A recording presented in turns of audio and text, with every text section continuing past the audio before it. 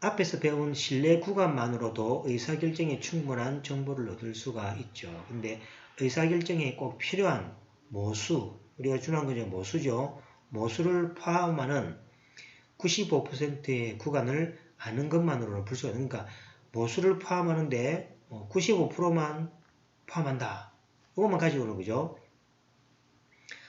좀 불명하겠죠. 그래서 이 장에서는 가설 검증은 우리가 배운 신뢰 구간 설정의 확장이라고 볼 수 있는, 그것은 이제 신뢰 구간만 가지고는 할 수 없이, 그러니까 뭔가 결정을 내려야 되죠. 그죠? 결정을 내려야 되는데 95% 신뢰 구간이다 해가지고 그죠? 결정을 우리가 내릴 수가 없는 경우죠. 그래서 이제 신뢰 구간을 이용해서 이제 어떤 결정을 내릴 수 있는 어떤 방법에 대해서 설명합니다. 그래서 이제 가설 검증이 필요한 이유는 의사결정을 잘못 내려서 그죠? 발생할 수 있는 위험을 평가해 볼 수 있고, 그 다음에 어느 신뢰 수준 안에서 그죠? 의사결정을 딱 내릴 수 있는 어떤 방법에 대한 설명을 이번 8장에서 배우게 됩니다. 자, 가설 검증의 절차는 첫 번째 이제 가설을 하나 이제 설정을 하고, 그 다음 의사결정 규칙 설정을 합니다. 그 다음에 데이터를 수집해서 가설 검증을 위한 통계량을 검사합니다. 이 통계량 검사할 때 이제 뭐 필요한 게 그죠? 신뢰 구간하고 이런 게 들어갑니다. 그 다음에 이제 의사결정을 하게 됩니다. 가설의 기각 또는 기각할 수 없음을 하는 거죠. 여기 이제 먼저 신뢰 구간을 통해서 앞에 배운 것을 활용해서 하게 됩니다. 그 다음에 이제 사후 조치를 하게 되는 경우죠. 그 다음에 또 잘못됐을 경우 다시 그죠? 재설정해서 다시 또 검증하고 이런 식으로 해서 이제 계속 돌아가면서 어떤 자기가 원하는 그죠? 형태에 얻을 수 때까지 이렇게 계속 우리가 수정해서 이렇게 자료를 고쳐 나갈 수 있는 겁니다.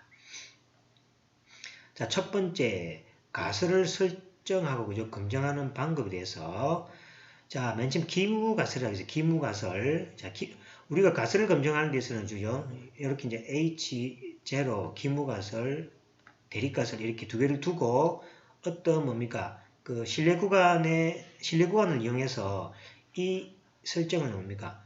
기각하느냐 또는 기각할 수 없느냐를 이용해서 이걸 기각해버리면은 이 가설을 우리가 받아들이고, 그 다음에 이걸 기각할 수 없으면은 이제 H0의 가설을 우리가 받아들이는 그런 뭡니까? 흑백 논리 구조로서 가설을 검증하게 됩니다. 자, 먼저 기무가설이 먼저 보겠습니다. 기무가설. 기무가설은 설정된 가설이 잘못되었다는, 이 설정된 가설이 잘못되었다는 충분한 증거가 제시되기 전까지는 참으로 받아들인다는 거죠. 그것은 이제 어떤 그 증거 제시를 했는데 만약에 거기 그죠? 기각이 돼버립니다. 그죠? 기각이 돼버리면 이것이 뭡니까? 참이라는 가정으로부터 출발했기 때문에 이 기무가설이 받아들여지겠죠. 이 기무가설을 H0라고 표시를 합니다. 자, 그럼 대립가설은 기무가설이 잘못되었다는 충분한 증거로 기무가설을 기각할 때, 기무가설을 그죠?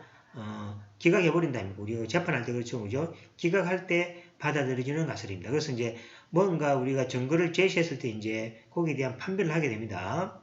이제 확률을 가지고 판별하게 되겠죠. 그럼 이게 만약 기각해버리면은 이것을 받아들이고, 기각하지 못하면은 이것을 받아들이는 두 개의 구조입니다. 그래서 이제 이야기했지만은 H0가 기무가설이 기각되었을 때 받아들여지는 가설을 대립가설. 대립가설의 주로 그죠? 입증하고자 하는 사실이나 주장, 이걸 우리가 H1으로 표시합니다. 그래서 이제 가정을 할 때 딱 두 개를 설정합니다. H0라고 두는 기무가설과 H1이라고 두는 대립가설을 두는 거죠. 대립가설을 두고 충분한 증거가 제시되었는데, 그죠? 근데 기각이 돼버리면 대립가설이 받아들여지는 거고, 기각이 되지 않으면은 원래 그죠? 참이라고 가정된 기무가설이 받아들여지는 어떤 형태의 가설을 우리가 이렇게 두 개를 두게 됩니다. 자, 그러니까 이제 우리가 뭐 실험이나 무슨 자기가 주장할 때 이런 거죠. 기무가설 쪽에는 변화가 없는 지금의 어떤 사실들, 대립가설은 입증하고자 하는 사실이나 주장입니다. 예를 들어서 이런 거죠. 자기가 그죠? 어떤 제품을 생산했는데 이 제품은 기존의 제품보다도 확실하게 차이가 있을 것이다. 그러잖아, 그죠? 그러면 차이가 있을 것이라는 것은 뭡니까? 입증하고자 하는 새로운 사실이죠. 그것을 뭡니까? 대입가설에 두는 거죠. 그 다음에 변화가 없을 것이다 라는 것을 기무가설에 두고 어떤 뭡니까?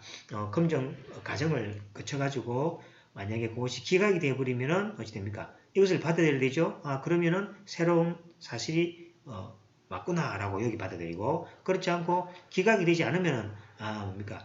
기존의 사실 그대로 이걸 기무가설을 받아들여야 되는 그러한 상호 배타적인 어떤 주장이 되는 것들이죠. 그래서 상호 배타적인 한상의 주장을 만든다. 여기 바로 그죠? 이런 거죠. 자, 그 다음에 둘 중에 하나의 주장은 반드시 진실이지만 두 주장이 동시에 일어날 수는 없다는 이야기죠. 그래서 이제 요거의 상호 배타적인 형태가 두 개 중에 한 개에서는 그죠? 진실이 돼야 됩니다. 이것도 되고 저것도 되고 이렇게 되면 안 되죠. 그래서 이제 둘 중에 하나는 반드시 진실이지만은 두 주장이 동시에 진실이 될 수 없는 이런 상호 배타적인 주장을 이렇게 두는 거죠. H0를 우리가 기무가설, H1을 대입가설이라고 합니다. 자, 우리가 진실이 뭔지 모르기 때문에 두 주장은 일단은 가설입니다. 그 두 개 중에 한 개는 진실이고 한 개는 거짓이 되겠죠. 그런 경우에 이제 두 주장을 우리가 어느 쪽인지 모르지만 가설이라는 거죠. 자, 두 가설 중에서 우리의 관심은 기무가설의 기각 여부를 결정합니다. 그래서 이제 두 개의 가설을 주지만은 우리의 관심은 기무가설이고, 기무가설이 만약에 기각이 되면은 뭐가 됩니까? 이것이 받아들여지고, 기각이 안 되면은 뭡니까? 이 기무가설이 받아들여지는 그러한 뭡니까? 구조로 이루어지고 있습니다. 우리가 주장하는 이론이 H0라면 이를 기각하고 싶지 않을 것이고, 만약에 H0를 기각한다면 대립가설이 맞다고 잠정적으로 결론을 내릴 수가 있게 되는 거죠. 그래서 이것을 다시 설명하면은 H0 기무가설은 현재 상태를 나타내는 가설로 주로 두게 되면 되고, H0는 뭡니까? 대립가설은 뭡니까? 새롭게 보여야 할 주장을 여기에 두게 됩니다. 아시겠죠? 그러니까 뭔가 자기가 주장하고 싶을 때, 예를 들어 약품을 개발했다 아닙니까? 이 약품이 만약에 환자에게 주입했을 때, 임상실험을 했을 때 효과가 있을 것이다 라는 주장을 어디에 둡니까? H1, 대립가설에 두는 거죠. 그 다음에 똑같을 것이다, 변화가 없을 것이다 라는 주장은 뭐가 됩니까? 기무가설에 두는 거죠. 그 다음에 이제 검증을 실시합니다. 실시해서 기각이 되어버리면 뭐가 됩니까? 대립가설이 받아들이죠. 그러면 약효가 있구나 라고 받아들여지는 거고, 검증이 뭐가 됩니까? 기각이 되지 않으면 어찌 됩니까? 그냥 변화가 없을 것이다. 기무가설을 받아들이게 되는 경우가 요 두 개의 가설에 대한 설정이 되겠습니다. 자, 이해되시죠? 자, 그러면 앞으로 좀 문제를 풀어 가다 보면 또 이해가 됩니다. 자, 그러면 자, 가설검증의 결론. 자, 다시 정리합니다. 가설검증의 결론으로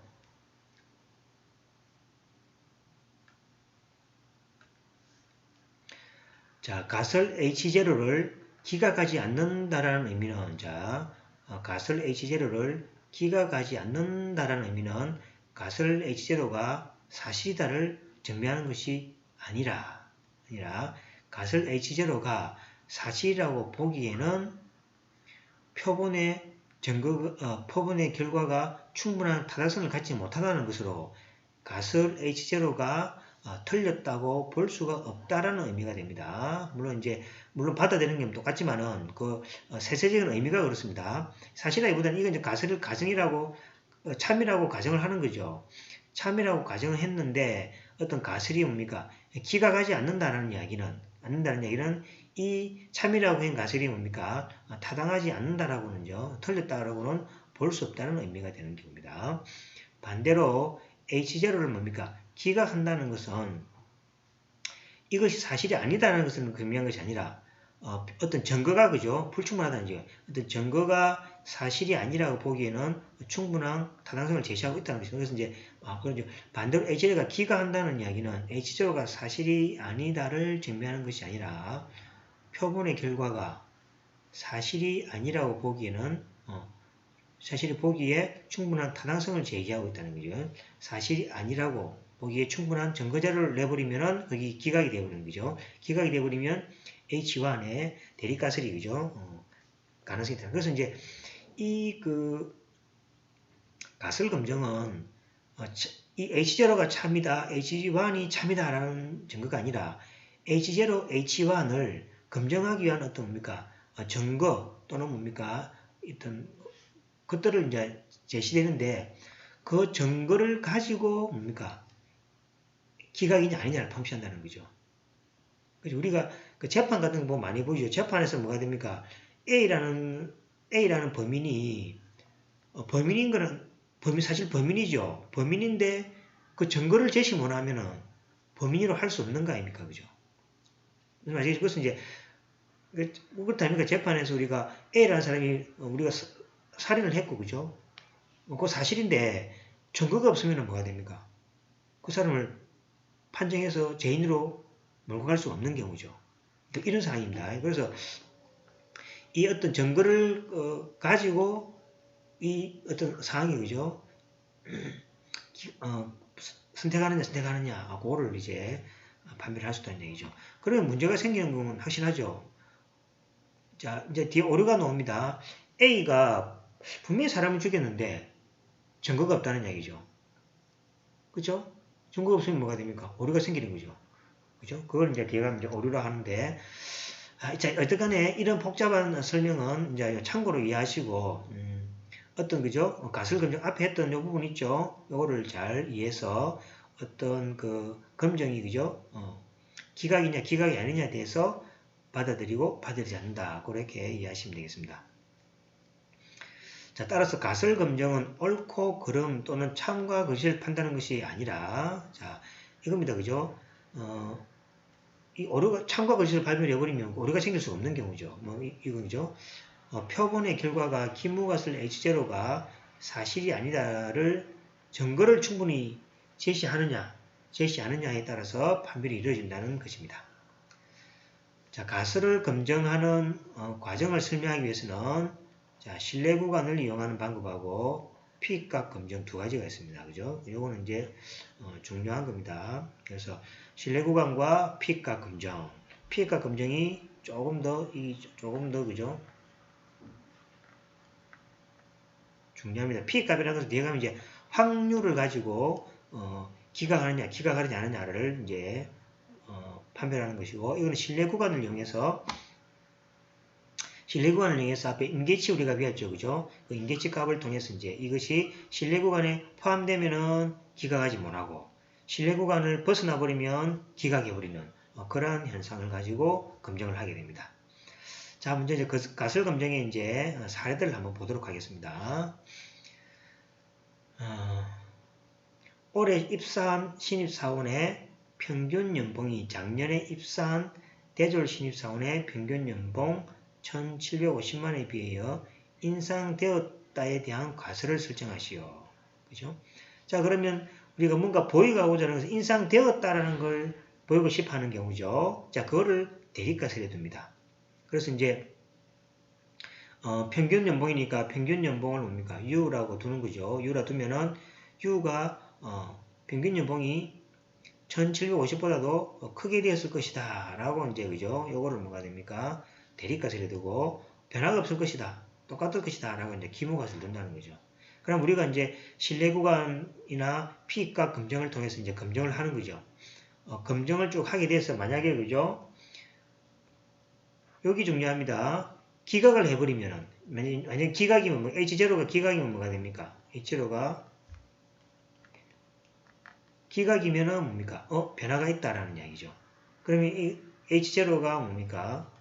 기각이 되지 않으면은 뭐가? 기각이 되지 않으면 요걸 가설을 참여라고 보는 거죠. 그러면 변화가 없이 똑같다라고 이렇게 판결을 내리게 되겠습니다. 그럼 이제 신뢰 구간과 P값 검증이 뭔지를 이제 배우게 되겠죠. 그건 나중에 조금 있다가 하도록 하겠습니다. 두 번째로 보겠습니다.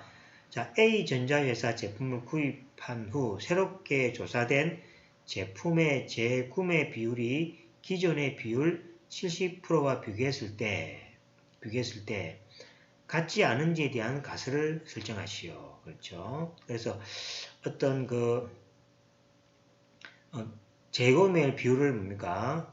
P라고 합시다. P라고 하면은 이것이 변화가 없을 것이다. 항상 그죠?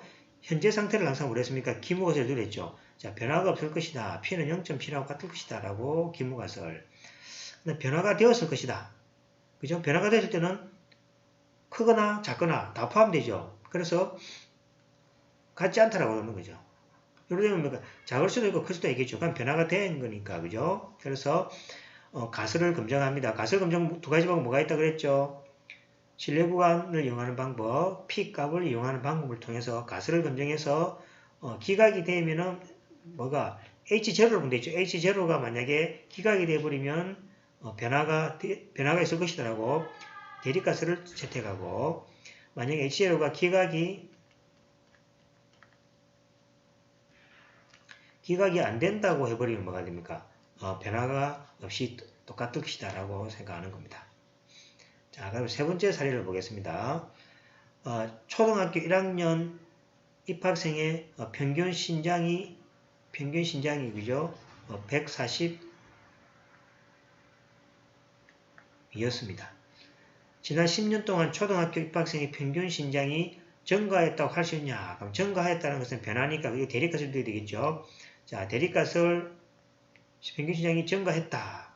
기무가설 증가되지 않았다. 그죠? 자, 그럼 검증할 때 뭐로 검증했습니까? 신뢰구간 검증과 P값 검증이 있습니다. 이걸 통해서 H0가 기무가설이 기각이 되어버리면 이것을 받아들이고, 근데 기각이 되지 않으면 이 사실을 이제 받아들인다는 거죠. 근데 이제 이거 아닙니까? 만약에 검증이 잘못될 수가 있겠죠. 검증을 했는데 실제는 뭡니까? 변화가 없었는데 검증을 해보니까 변화가 생겼더라. 이건 오류죠, 그죠? 근데 이런 오류도 반드시 있습니다, 그죠? 그래서 뒤에 가면은 오류에 대해서 종류도 다시 하게 됩니다. 그 다음에 서울의 강남 지역과 강북 지역의 고등학교 학력고사 성적이 같은가 그랬죠. 그러면 강남 지역의 성적 평균을 U1이라고 두고 강북 지역을 U2라고 두면 어떻게 됩니까? 기무가설에는 변화가 없다. 자, 같은가라고 둬야 되고, 대립가설에서는 다르다. 변화가 있을 것이다. 라고 이제 두는 거죠. 이야기했죠. 그래서 기무가설에서는 항상 현재의 상태를, 대립가설에서는 뭐입니까? 뭔가 보이고자 하는 또 미래에 어떤 밝히고자 하는 사실을 항상 두고, 가설 검증에는 뭡니까? 신뢰구간과 P값을 통해서 검증을 시작해서 만약에 가설 검증이 기각이 되어버리면 뭐가 됩니까? 대립가설을 받아들이고, 기각이 되지 않으면 기무가설을 받아들입니다. 근데 오차는 분명히 존재되어 있죠. 우리가 범인이 뭡니까? 이 사람이 분명히 사람을 죽였음에도 불구하고 증거를 제시 못하죠. 그럼 이게 오류 아닙니까? 증거를 제시 못하는데 이 사람이 A라는 사람이 범인인데도 증거를 제시 못하면 무죄가 되어버리죠. 그럴 때 오류가 되는 거죠. 그죠? 그런 식으로 뭡니까? 우리가 가설 검증에서도 똑같은 오류가 발생합니다. 이게 사실은 우리가 그 재판 과정에서 하는 거하고 똑같은 원리가 됩니다. 자, 그 다음에 새로운 방법으로 제작된 자동차 타이어의 평균 수명이 종래 방법에 제작된 타이어보다도 더 길다고, 그죠? 생각하느냐라는 이야기죠. 그래서 이제 새로운 방법으로 제시된 타이어를, 그죠? 이걸 갖다가 U2라고 해버리고, 기존의 방법을 U1이라고 해버리면 되겠죠. 했을 때 이제 기무가설은 뭐가 됩니까? 변화가 없을 것이다. 기무가설은 변화가 없을 것이다. 이렇게 두는 거죠. 그 다음 대립가설은 뭡니까? 새롭게 만든 것이, 그죠? 아무래도 좀 더 좋을 것이다. 라고 두는 거죠. 이렇게 항상 두고 이제 검증을 시작하면 되겠습니다. 자, 그러면 이제, 그죠? 우리가 기무가설, 대립가설을 이제 두는 방법은 이제 이해되셨죠? 그죠? 그래서 이제 어떤, 사실이 서로 대립되는 사실이죠. 그것들을 뭐는 기무가설이고 뭐는 대립가설이고 이제 두는 방법에 대해서는 우리가 쭉 배웠으니까 이 방법을 통해서 이제 두면 되겠습니다. 자, 그 다음에 우리가 배워야 될 게 뭡니까? 신뢰구간하고 이제 P값 검증에 대한 이제 검증 방법만 우리가 배우면 되겠습니다. 자, 기타 가설 설정 유형입니다. 우리의 법률 체계는 검사가 수집한 정보가, 검사가 항상 수집하죠. 정보는 이제 증거 자료죠. 가정을 기각할 정도로 확실하지 않는 한 피해자는 무죄라고 간주하는 무죄 추정의 원칙이 성립하죠. 자, 그 법원에서 하는 거죠. 그 판별하는 방법이 우리의 방법하고 똑같은 가설검증 방법입니다. 형사재판에서 가설은 다음과 같죠. 자, H는 일단은 피해자가 뭡니까? 무죄라고 일단은 뭡니까? 추정을 하죠. 그 다음에 대립가설은 뭡니까? 피해자는 유죄라고 주장하는 거죠. 그 다음 검사가 막 이제 증거를 제시할 거 아닙니까? 그 증거가 뭡니까? 기각되지 않고 받아들이는 거죠. 그러면 뭐가 됩니까? 이 사람은 증거자료 수집은 정보가 있겠죠. 기각이 되어버리죠. 기각이 되어버리면 이 사람은 요 과정이 그죠. 여기 이제 기각이 되어버리면 요 사람은 피해자는 이제 유죄가 되는 경우고 기각이 되지 않고 않으면 그죠. 무죄가 되는 경우입니다. 그래서 피해자의 피의자죠, 그죠? 피의자의 무죄, 피해자의 유죄에 대해서 하는 방법은 앞에하고 똑같다는 방법이죠. 그래서 무죄 추정의 원칙입니다. 그 다음에 도핑 테스트는 선수의 소변 혹은 혈액 표본이 양성 반응을 보이기 전에 일단 검출된 약물을 보이지 않았다고 간주하죠. 그죠? 그래서 증거가 나오기 전까지는 항상 뭐가 됩니까? 무죄를 주장하는 거죠. 그래서 약물 실험에서 보시면은 자, 올림픽 출전 선수에 대한 약물 복용 여부를 테스트할 때 가설은 선수가 규범을 준수하고 있다고 설정하고 그 가설은 다음과 같습니다. 자, 이게 기무가설이죠. 금지 약물을 복용하지 않았다고 일단은 먼저 기무가설을 두는 거죠. 그 다음에 금지 약물을 복용했다고 이렇게 두는 거죠. 자, 그러면 약물 복용이죠. 양성 반응이 나온 거죠. 양성 반응이 뭐가 됩니까? 양성 반응이 나오면 뭐가 됩니까? 금지 약물을 복용. 그렇지 않으면 뭐가 됩니까? 금지 약물을 복용하지 않으면 되겠죠. 그래서 이제 요 두 개의 가설을 이렇게 이제 된다는 거죠. 그러니까 이야기했죠. 현재의 상태. 그 다음에 새롭게 밝히고자 하는 새로운 상태를 대립가설에 두는 거죠. 그래서 금지약물 복용했을 것이다. 이거는 그죠? 밝히고자 하는 내용이죠. 새로운 사실이죠.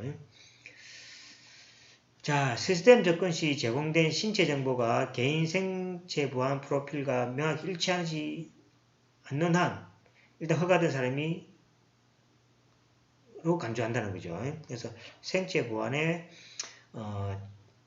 예를 들었습니다. 요즘은 컴퓨터 로그인, 현금 인출기, 보안시설 출입 등에 있어서 위변조가 가능한 기존 종이나 카드 아이디보다는 개인의 신체적 정보, 지문이나 안면인식, 홍채인식 등의 활용이 점차 늘어나고 있는데 그의 가설은 다음과 같습니다. 허가된 자를 기무가설, 허가 안 된 사용자를 대립가설에 두게 됩니다. 그래서 이제 가설 검증을 통해서 기각이 되어버리면 H0가 기각이 되어버리면 요거를 받아들이고 기각이 되지 않으면 요거를 받아들이는 형태로 판별을 하게 됩니다.